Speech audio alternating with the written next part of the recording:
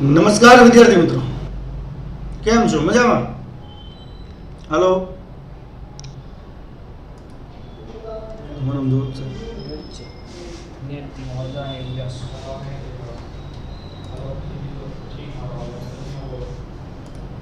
Okay, તો તમારું હાર્દિક હાર્દિક હાર્દિક સ્વાગત છે યુથ વિદ્યાકુલ ચેપ્ટર નંબર 5 ધોરણ 11 સાયન્સ ફિઝિક્સ બળ અને ગતિના નિયમોમાં.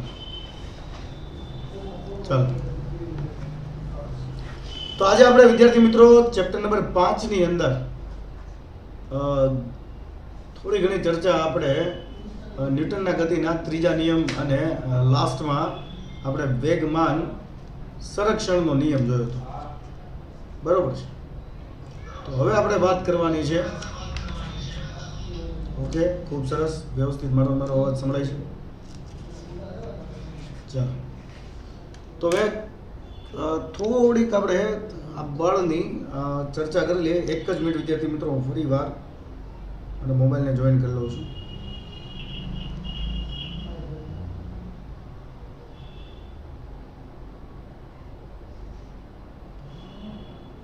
બસ ફાઇન ફાઇન, મેથ ક્લાસ એકદમ ફાઇન.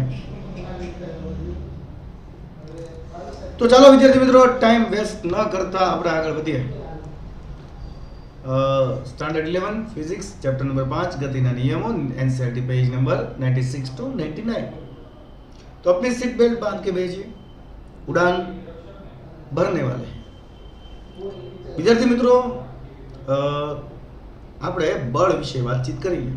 એમાં ખાસ કરીને ન્યૂટનના ત્રીજા નિયમની આપણે ચર્ચા કરી. ન્યૂટનના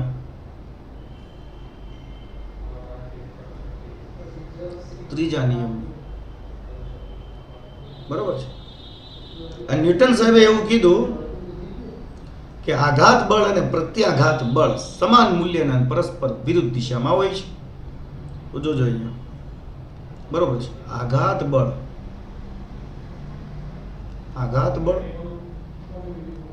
અને પ્રત્યાઘાત બળ, એટલે અથવા તો પ્રત્યાઘાતી બળ પણ કહી શકાય. હંમેશા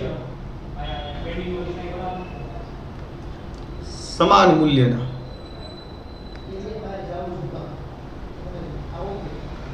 પરંતુ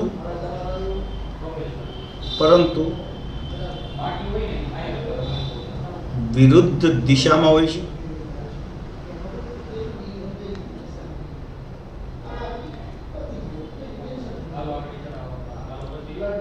માનો કે કોઈ એક ટેબલ છે. આ નિયમની સમજૂતી આપું છું કે ભાઈ ફિઝિક્સની અંદર કોઈ પણ પદાર્થ સંતુલન અવસ્થામાં છે તો સંતુલન અવસ્થામાં ક્યારે હોય એમ ગણી શકાય. તો યાદ રાખજો વિદ્યાર્થી મિત્રો કે જ્યારે એ પદાર્થ પર લાગતું પરિણામી બળ શૂન્ય હોય, યસ, બરોબર, ત્યારે પદાર્થ સંતુલન સ્થિતિમાં હોય એમ કહેવાય. તો આ માનો કે એક ટેબલ છે ને, ટેબલ ઉપર આપણે પહેલા પણ ડિસ્કસ કરી ગયા હતા, સરસ મજાની. ઓકે, એક બુક પડેલી છે, ફિઝિક્સની બુક. તો ભાઈ એક ટેબલ છે ને, ટેબલ ઉપર ફિઝિક્સની બુક પડી છે અને ટેબલ ઉપર જ પડી હોય, વાંચતા તો હોય નહીં. ચાલો, તો પદાર્થનું જે વજન બળ, પદાર્થનું જે વજન બળ જે છે, મતલબ કે mg જેટલું બળ એ નીચે લાગતું હોય તો એને સમતોલતું, ન્યૂટન સાહેબે કીધું હતું એ મુજબ આપણે લઈએ તો એના વજન બળને સમતોલતું આ સપાટી વડે, આ ટેબલ જે છે એ ટેબલની સપાટી વડે ઉપર એક બળ લાગતું હોય છે, વજન બળની વિરુદ્ધ દિશામાં બળ લાગતું હોય છે, જેને નોર્મલ ફોર્સ કહેવાય, લંબ ક્રિયા બળ કહેવાય અથવા તો લંબ બળ પણ કહેવાય, લંબ બળ. તો જો આ બુક સ્થિર સ્થિતિમાં હોય તો એનો મતલબ એવો થાય કે પદાર્થ પર જે ઉપરની દિશામાં લંબ બળ લાગે છે એટલું જ નીચેની દિશામાં mg જેટલું બળ લાગે. તો ન્યૂટનના ગતિના જે ત્રીજો નિયમ એમ કહે છે કે કોઈ એક બળને તમે આઘાત બળ કહી દો અને એને વિરુદ્ધ દિશામાં રહેલા બળને જો પ્રત્યાઘાતી બળ કહી દો તો બંને સમાન મૂલ્યના હોય અને પરસ્પર વિરુદ્ધ દિશામાં હોય. જો આવું થતું હોય, બરોબર છે, જો આવું થતું હોય તો જ પદાર્થ સંતુલન સ્થિતિમાં, અત્યારે આપણે જે થિયરી ભણી રહ્યા છીએ વિદ્યાર્થી મિત્રો, એ આપણે પદાર્થની સંતુલન સ્થિતિ વિશે વાત કરીએ છીએ. તો આ જો બુક સંતુલન સ્થિતિમાં હોય તો એનો સીધો સાદો મતલબ એવો થાય કે એના ઉપર જે બે બળ લાગે છે તો એ બંને બળ સમાન મૂલ્યના પરસ્પર વિરુદ્ધ દિશામાં હશે. મતલબ કે mg is equal to normal force m થતું હશે. અને જો આવું બનતું હોય તો જ એ બુક સંતુલન સ્થિતિમાં હોય. માનો કે આપણે બીજું એક્ઝામ્પલ લઈએ ફરી એકવાર. તો આ છે સૂર્ય, બરોબર છે, આ છે મારો તમારો સૂર્ય, અને માનો કે પૃથ્વી જે છે એ સૂર્યની ફરતે પરિભ્રમણ કરે છે. તો એનો પરિભ્રમણ માર્ગ બતાવી દીધો ને અહીંયા હું લઈ લઉં છું પૃથ્વી. તો હવે એના વિશે આપણે થોડુંક ચર્ચા કરીએ. તો આ પૃથ્વી નિયમિત ગતિથી સૂર્યની ફરતે જ ગતિ કરે છે, બરોબર.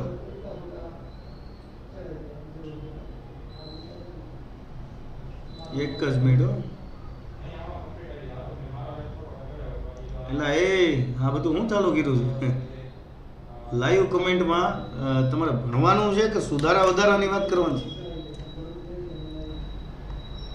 તો હવે અહીંયા ધ્યાન આપજો કે ભાઈ પૃથ્વી જો ફરતી હોય તો એ સૂર્યની ફરતે ફરતી હોય તો સૂર્ય વડે આ પૃથ્વીને સૂર્ય તરફ એક ગુરુત્વાકર્ષી બળ લાગતું હોય mg જેટલું ગુરુત્વાકર્ષણ બળ. મતલબ એને તમે તણાવ બળ પણ કહી શકો. સાંભળજો, એને તણાવ બળ T પણ કહી શકો, બરોબર છે, કારણ કે એટલું એના સૂર્ય તરફ તણાવ લાગે છે. તો પૃથ્વી શું સૂર્ય તરફ ઘૂસી જાય છે એના માર્ગમાંથી નીકળીને? નહીં. તો એનો મતલબ કે એના માર્ગમાં ગતિ ચાલુ જ રાખે છે. તો મતલબ એના માર્ગમાંથી સૂર્ય તરફ લઈ જતું જે બળ છે Fg જેટલું ગુરુત્વાકર્ષી બળ જેટલું તણાવ બળ પણ કહી શકો, એટલા જ મૂલ્યનું વિરુદ્ધ દિશામાં એક બળ એને સમતોલતું હશે. અને એ બળને આપણે કેન્દ્ર ત્યાગી બળ કહીએ છીએ, બરોબર. કેન્દ્ર ત્યાગી બળ કે જેને આપણે FC કહીએ, સેન્ટ્રીફ્યુગલ ફોર્સ, જે mv²/r જેટલું થાય. અને આ બંને બળ સમાન મૂલ્ય, એટલે આ જે પૃથ્વી છે ને સંતુલન અવસ્થામાં છે. એ સૂર્ય તરફ પણ નથી વહી જતી અને સૂર્યની કક્ષાથી બહાર પણ નીકળી નથી જતી, બરોબર છે. તો ત્યારે તો આ કન્ડિશનમાં આપણે એવું વિચારી શકીએ કે પૃથ્વી પર જે કાંઈ બળ લાગે છે, જે ગુરુત્વાકર્ષી બળ Fg ગ્રેવિટેશનલ ફોર્સ, એને કોણ સમતોલે છે? સેન્ટ્રીફ્યુગલ ફોર્સ Fc સમતોલે છે, બરોબર છે. તો હવે અહીંથી એક વસ્તુ ક્લિયર થાય છે કે કોઈ પણ પદાર્થ જ્યારે સંતુલન સ્થિતિમાં હોય તો પહેલી વસ્તુ કે એના ઉપર ક્યારેય બળ કોઈ એક તરફ નું લાગતું હોય, ક્યારેક એકલું નું લાગતું હોય, બરોબર છે. એને સમતોલતું બળ ત્યારે હાજર જ હોય. તો પહેલો મુદ્દો અહીંયા ક્લિયર થાય કે ભાઈ પહેલા આપણે એવી ચોખવટ કરવી પડે, ચોખવટ કે એકલા અતુલા, એકલા અતુલાનો અર્થ થાય એકલા એકલું, ઓનલી વન. તો એકલા અતુલા બળનું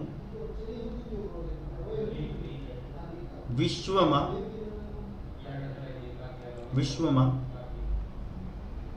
અસ્તિત્વ નથી. આ પહેલી કન્ડિશન યાદ રાખો. અને બીજી વસ્તુ કે જો કોઈ પદાર્થ સંતુલન સ્થિતિમાં હોય તો એનો મતલબ એવો થાય કે એના ઉપર જેટલા પણ બળ લાગે છે એ તમામ બળનું પરિણામી બળનું મૂલ્ય કેવું થતું હોય? શૂન્ય થતું હોય. તો ને તો જ એ પદાર્થ સંતુલન સ્થિતિમાં છે એમ કે, બરોબર.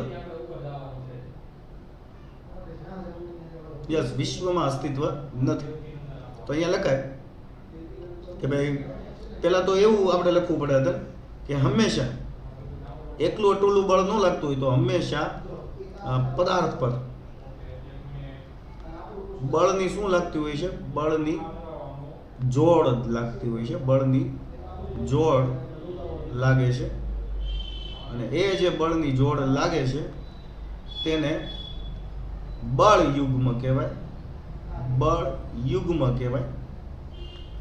યુગ્મ કહે છે. બરોબર છે. અને જો આ બળ યુગ્મની પરિણામી અસર શૂન્ય થતી હોય અને જો પદાર્થ પર લાગતા જે બળ યુગ્મ છે, એકલું બળ નથી લાગતું તો બળ જોડીમાં લાગે છે તો એને બળ યુગ્મ કહેવાય. યસ, પેર ઓફ ફોર્સ કહેવાય. તો બળ યુગ્મ ની પરિણામી અસર શૂન્ય થાય, શૂન્ય હોય તો અને તો જ પદાર્થ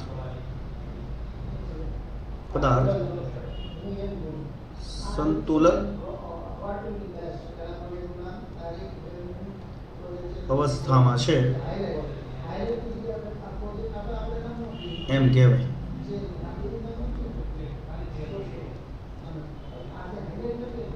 ક્લિયર છે? તો અહીંયા વાત કરી, થોડુંક આપણે એક્ઝામ્પલ લઈએ. મતલબ કે હું અહીંયા એનું એક સાંકેતિક સ્વરૂપ લખી દઉં તો પરિણામી અસર એટલે કે પરિણામી બળ, પરિણામી અસર કોની? તો બળ યુગ્મની. એ પરિણામી બળ જ બતાવતું હોય. બરોબર. અને પરિણામી બળ મૂલ્ય કેવું થતું હોય? શૂન્ય બનતું હોય. તો ને તો જ પદાર્થ કેવી અવસ્થામાં હોય? સંતુલન અવસ્થામાં હોય. તો ત્યારે જે બળ યુગ્મ લાગતું હોય એને સંતુલિત બળ યુગ્મ કહેવાય. આ ચેપ્ટરની શરૂઆતમાં આપણે શીખ્યા ત્યારે હંમેશા એ જે બળ લાગતું હોય એ બળને કેવું કહેવાય? એ બળ યુગ્મને કેવું કહેવાય? સંતુલિત બળ યુગ્મ. ક્લિયર થાય છે? તો સંતુલિત બળ હોય એનો દરેક બળનો સરવાળો એટલે કે સિગ્મા એફ હંમેશા કેવો મળતો હોય? 0 મળતો. બરોબર છે. માનો કે સિગ્મા એફ ના એક્સ, વાય અને ઝેડ દિશાના કોઈ ઘટક હોય. માનો કે તમને દાખલા તરીકે આ એફ સદિશ સ્વરૂપમાં આવ્યું, કારણ કે એફ સદિશ છે ને, તો એફ સદિશ માનો કે એફ એક્સ દિશામાં કોઈ ઘટક હોય એનો સદિશનો, બરોબર, પ્લસ એફ વાય દિશામાંનો પણ કોઈ સદિશ આપેલો હોય અને એફ ઝેડ દિશામાં પણ જો એનું કંઈક મૂલ્ય આપેલું હોય. હકીકત તો આ બધા મૂલ્ય કહેવાય. બરોબર. તો એને આપણે તીર વડે બતાવવાની જરૂર છે નહીં. જો આવી રીતે આપેલો તો એનો મતલબ કે એનું જે મૂલ્ય છે મોડ એફ, બરોબર. એને સોરી મારે મિસ્ટેક થાય છે. મોડ એફને પણ તીર વડે ન બતાવી શકાય કારણ કે એ મૂલ્ય કહેવાય. તો મોડ એફ કેટલો થાય? તો દરેક દિશામાં જે બળ લાગે છે એફ એક્સ એનો સ્ક્વેર પ્લસ એફ વાય એનો સ્ક્વેર પ્લસ એફ ઝેડ એનો સ્ક્વેર નું વર્ગમૂળ જો 0 મળતું હોય તો ને તો જ પરિણામી બળ 0 હોય. પરિણામી બળ 0 હોય તો પદાર્થ સંતુલન સ્થિતિમાં છે એમ કહેવાય. ક્લિયર થાય છે? સમજાણું? તો અહીંયા બળ કેવું લાગવું જોઈએ? ઓકે, બળ જોડીમાં લાગવું જોઈએ. બરોબર છે. બળ એકલું ન લાગવું જોઈએ. પણ પહેલી ને છેલ્લી કન્ડિશન એ છે કે બળ કેન્દ્રગામી હોવું જોઈએ. બળ કેવું હોવું જોઈએ? બરોબર. તો બળ બિંદુગામી અથવા કેન્દ્રગામી અથવા એક કેન્દ્રગામી બળ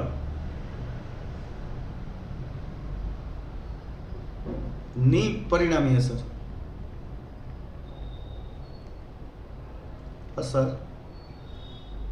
શૂન્ય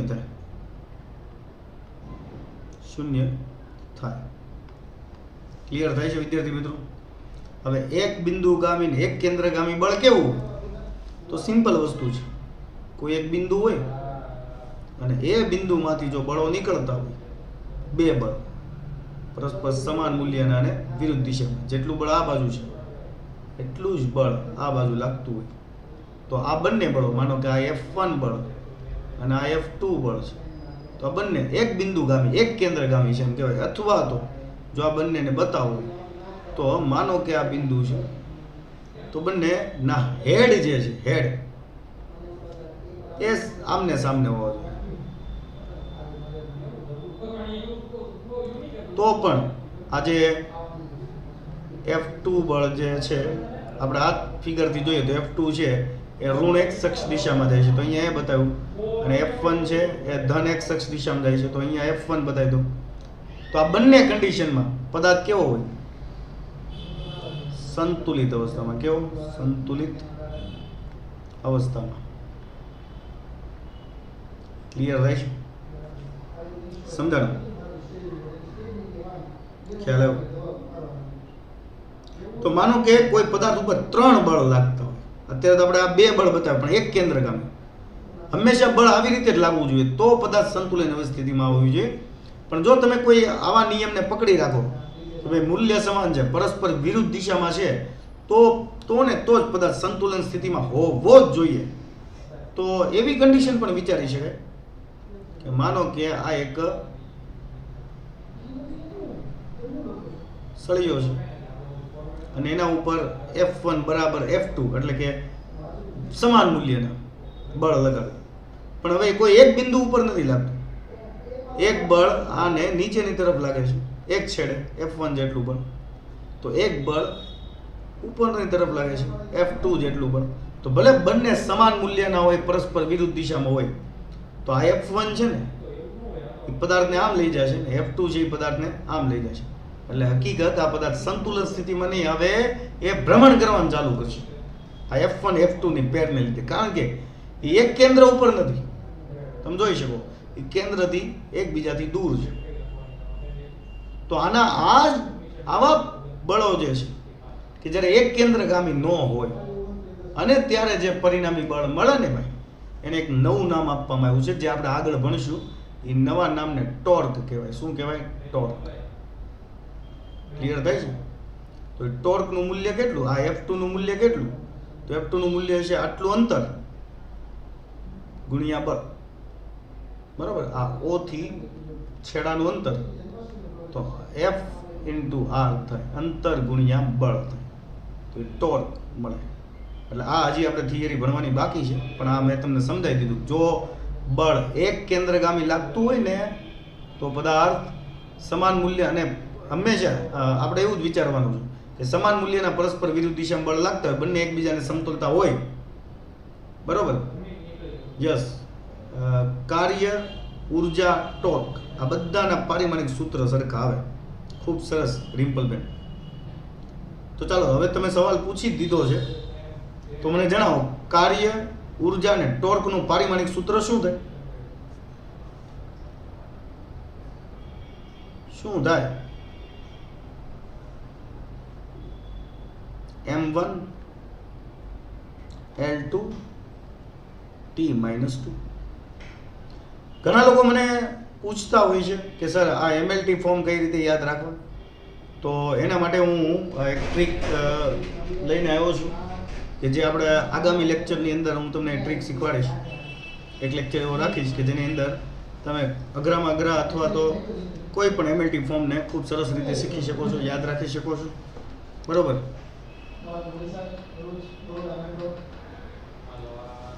હા અભિભાઈ, આ ક્લાસની નોટ્સ તો હું મૂકતો નથી કે મારી પાસે ખરેખર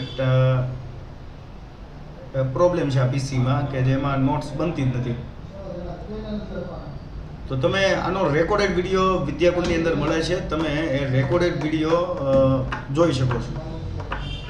ચાલો, તો હવે માનો કે કોઈ પદાર્થ, માનો કે આ એક પદાર્થ છે, બરોબર છે? તો હવે ધારો કે એના ઉપર બે બળ લાગે છે. જોજો હવે અહીંયા ધ્યાન આપો. એક બળ F1 જેટલું આ દિશામાં લાગે છે, F1 સદિશ લઈ લો, અને એક બળ ધારો કે આ દિશામાં લાગે છે, F2 સદિશ. તો પછી કયું બળ, મતલબ કે આ પદાર્થને ખસેડવા માટે કયું જવાબદાર હશે? F1 હશે કે F2? તો F1 પણ નહીં હોય ને F2 નહીં હોય. F1 ને F2 નું પરિણામી બળ હશે. F1 અને F2 નું પરિણામી બળ. તો પરિણામી બળ કઈ રીતે મળે? જો બે સદિશ હોય તો પરિણામી બળ કઈ રીતે મળે? તો સિમ્પલ છે. તમારી પાસે જો બે સદિશ હોય તો તમે ચેપ્ટર 4 ની અંદર શીખી ગયા કે તમારી પાસે એ બે સદિશનું પરિણામી મેળવવું હોય તો બે રીત છે તમારી પાસે. એક ત્રિકોણની રીત, ત્રિકોણની રીત, બરોબર છે. અને એક છે, હું અહીંયા બતાવી દઉં, સમાંતર બાજુ ચતુષ્કોણની રીત, સબાચની રીત. તો બંને રીતે તમે મેળવી શકો. આ બધું એક્ઝામ્પલ માટે છે, બરોબર, કે જે હું તમને થિયરીની અંદર સમજાવી રહ્યો છું, બરોબર છે. તો ત્રિકોણની રીત તો તમને ખબર છે કે F1 છે, માનો કે મેં અહીંયા બતાવી દીધો આ F1, બરોબર, F1 સદિશ. હવે F2 ને આપણે હંમેશા F1 ના શીર્ષથી બતાવવાનું. તો આ F2 મળ્યો, F2 સદિશ. તો એનો જે પરિણામી સદિશ તમને મળ્યો એ F1 સદિશ પ્લસ F2 સદિશ જેટલો મળે. અને હવે એ પરિણામી સદિશ ધારો કે R સદિશ હોય તો R સદિશ કેટલો મળે? તો તમને ખબર છે કે R સદિશનો માનાંક જો તમે મેળવી લો, સોરી, અને માનાંક મેળવો એટલે મૂલ્ય હોય. તો મૂલ્ય હોય તો સદિશ બતાવવાની જરૂર નથી, બરોબર છે. તો એ કેટલું મળે? વર્ગમૂળની અંદર F1 નો સ્ક્વેર પ્લસ F2 નો સ્ક્વેર, આ મુજબ મળી જાય. તો આ તમારે લેવો પડે પરિણામી સદિશ. તો આ પદાર્થ ઉપર આ દિશામાં આ જે પરિણામી સદિશ F લાગે ને એ કાર્ય કરશે. સમાંતર બાજુ ચતુષ્કોણમાં મેળવો તો પણ એવી જ રીતે મળશે કે ભાઈ F2 સદિશ અહીંયા બતાવેલો હતો, F1 સદિશ અહીંયા બતાવેલો હતો. હવે તમે સમાંતર બાજુ ચતુષ્કોણ બનાવી લો અને એનો પરિણામી મેળવી લો તો એ પણ F1 સદિશ પ્લસ F2 સદિશ જેટલો જ થાય. ક્લિયર થાય છે? સમજાણું? ચાલો, તો આ હતું આપણે બળની વાત કરી હતી. અને માનો કે કોઈ પદાર્થ ઉપર ઘણા બધા બળ લાગતા હોય, 1 2 5 10 15 20 25 જેટલા બળ લાગતા હોય, હું મૂલ્ય નથી બોલું, એટલા બળ લાગતા હોય, અને જો પદાર્થ સંતુલન સ્થિતિમાં હોય તો એક જ કન્ડિશન તમારા માઇન્ડમાં યાદ રાખવાની કે બધા જ બળોનો બેઝિક સરવાળો 0 થતો. ક્લિયર થાય છે વિદ્યાર્થી મિત્રો? તો આપણે સંતુલન સ્થિતિની વાત કરી, બરોબર. યંત્રશાસ્ત્રની અંદર ઘણા બધા પ્રકારના બળો હોય છે, જેમાં આ ચેપ્ટરની અંદર આપણે જે ભણવાનું છે હવે જે બળ એ છે ઘર્ષણ બળ, બરોબર છે, જેને ઇંગ્લિશમાં કહેવાય ફ્રિક્શન ફોર્સ. ઘર્ષણ બળ દરેક જગ્યા ઉપર કંઈક ને કંઈક નાની મોટી માત્રામાં લાગતું જ હોય. જેમ વજન બળ પણ લાગતું હોય એમ ઘર્ષણ બળ પણ લાગતું હોય. તો આપણે એ ઘર્ષણ બળ વિશે કાલે આપણે ચર્ચા કરીશું. ઘર્ષણ બળ એટલે શું, એના બળ, ઘર્ષણ બળના પ્રકારો, મતલબ કે સ્થિત ઘર્ષણ, ગતિક ઘર્ષણ અને રોલિંગ ઘર્ષણ. તો એમાં કઈ રીતે એના સૂત્રો યાદ રાખવાના છે, એને આ ઘર્ષણ બળનું મૂલ્ય કોની ઉપર આધાર રાખે છે, તો આ બધી ચર્ચા આપણે કરીશું આવતા લેક્ચરની અંદર. તો કાલે ફરીથી મળશું વિદ્યાર્થી મિત્રો. ત્યાં સુધી જય હિન્દ, જય ભારત, અસ્તુ.